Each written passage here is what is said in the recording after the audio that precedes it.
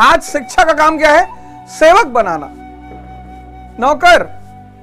जो देखो 95% लोग आज इस देश में नौकरी करने के लिए पढ़ते हैं। नौकरी करना बुराई नहीं है, बहुत अच्छा है।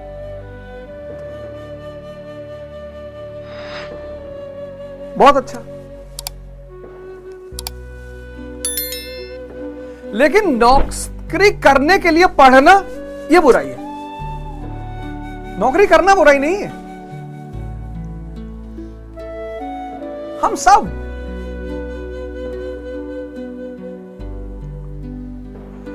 मिडिल क्लास के लोग, हमें तो शुरुआत ही नौकरी से करनी पड़ी। नौकरी करना बुराई नहीं है, नौकरी करने के लिए पढ़ना बुराई है। सबकी कहानी स्लम से ही शुरू होती है, ऐसा नहीं हमारी ही शुरू हुई। सबने क्या किया? जो भी सुपर पावर बने, उन्होंने अपनी शक्ति को पहचाना और फिर उन्होंने अपनी शक्ति का एक बड़ा अच्छा इस्तेमाल किया। अमेरिका, जिसको तुम आज यूनाइटेड स्टेट्स ऑफ अमेरिका बोलते हो, यह बन गया सुपर पावर। कहानी कहां से शुरू हुई? स्लम से। और कहानी कहां पहुंची? Super power.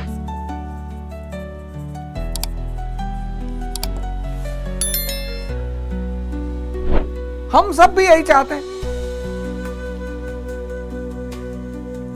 हमारे विकास हो, हमारा उन्नति हो, हम ऊंचाई पर पहुंचे, हमें लोग पहचाने, हमारा नाम हो, लोग हमें जाने। तो कहानी की जो पहली बात है वो ये है कि आज दुनिया का लगभग हर आदमी न्यू टेक्सास यूनिवर्सिटी में पढ़ना चाहता है, कोलंबिया यूनिवर्सिटी जाना चाहता है,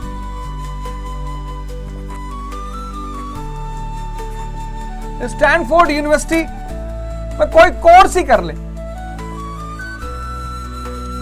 बॉस्टन यूनिवर्सिटी में बस नाम आ जाए। पूरी दुनिया के लगभग सबका सपना है। डॉक्टर अंबेडकर तो यहीं से पढ़े, कोलंबिया से।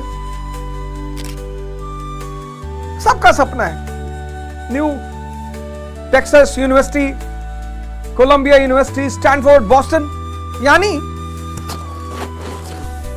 सबसे इंपॉर्टेंट चीज किसी भी राष्ट्र, किसी भी परिवार, किसी के समाज में है शिक्षा,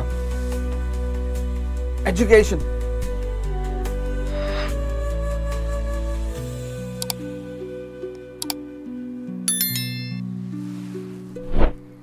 बताओ अफगानिस्तान की यूनिवर्सिटियों का नाम है ही नहीं। बताओ किसका सपना जाना है कि जाके अफगानिस्तान पढ़े? किसी का नहीं।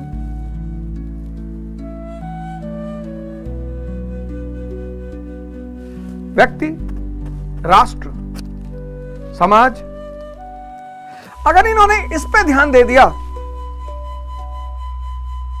पहला,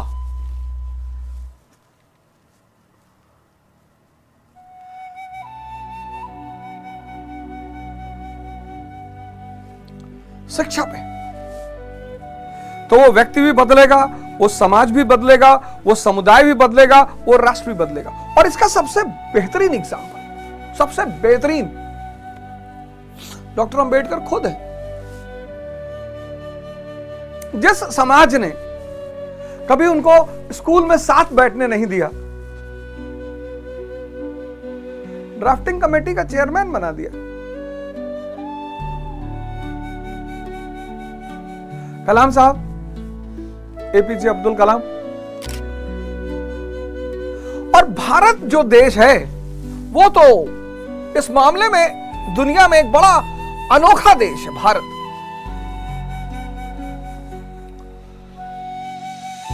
भारत एक बहुत अनोखा देश है शिक्षा के संदर्भ में। भारत कहता है, जैसे आज टेक्सास, कोलंबिया, स्टैनफोर्ड, बॉस्टन, ऐसे किसी जमाने में तक्षशिला,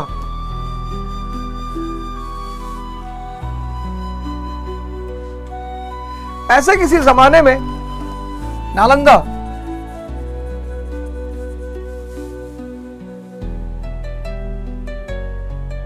और इन यूनिवर्सिटियों को बाहर के राजा महाराजा, श्रीलंका, चाइना, यहां के राजा महाराजा, चाइना अपने यहां के लोगों को भेजता है कि जाओ। ह्यूमन किस लिए आया भारत? भारत के ज्ञान धन को समझने के लिए आया। यानी भारत की एजुकेशन पॉलिसी इतनी मस्त रही होगी कि पूरी दुनिया, जैसे आज पूरी दुनिया अमेरिका जाना चाहती है, ऐसे किसी जमाने में पूरी दुनिया भारत आना चाहती थी। क्योंकि विद्या का जो काम है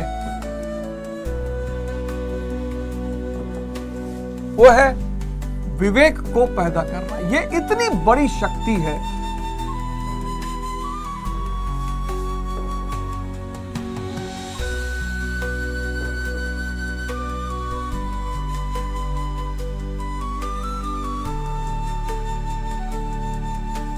अब 1757 ईस्ट इंडिया कंपनी का भारत पर कब्जा हो गया।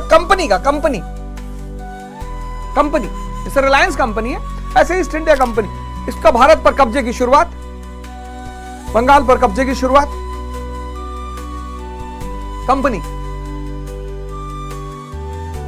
1830 तक पहुंचते 1830 तक पहुंचते एक भारत के एक बहुत बड़े भूभाग पे, लार्ज पार्ट ऑफ इंडियन सब कॉन्टिनेंट पर इसका कब्जा 1830। अब देखना भारत की शिक्षा के साथ कहां से खेल हुआ और उसको हमें कैसे इंप्रूव करना है, क्या करना है हमें। तो 1757 से भारत पर कब्जे की शुरुआत, 1830 कंपनी का भारत के एक बहुत बड़े भूभाग पे कब्जा। अब 1757 में 1765 में इन्होंने बंगाल, बिहार, ओडिशा पे कब्जा कर लिया।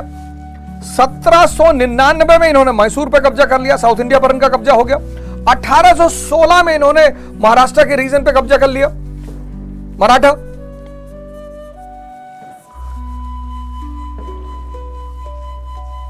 अवध ऑलरेडी इनके कब्जे में था ही। हैदराबाद इनके अधीन था। मैप में देखो, मैप में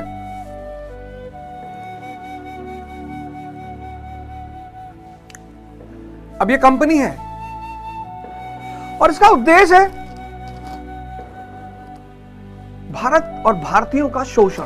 उद्देश्य ही है, गोल ही है। गोल इनका गोल है भारत और भारतीयों का शोषण, एक्सप्लॉइटेशन, ये इनका गोल है। और जब हमारा गोल है किसी का एक्सप्लॉइटेशन, तो हम उसको विवेक क्यों देंगे?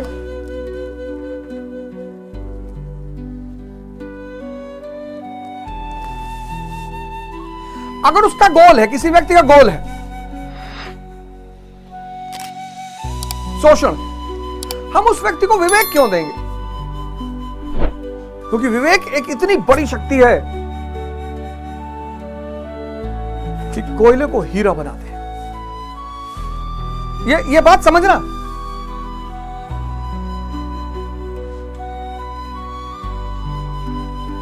जब हमारा गोल ही है शोषण, एक्सप्लॉइटेशन,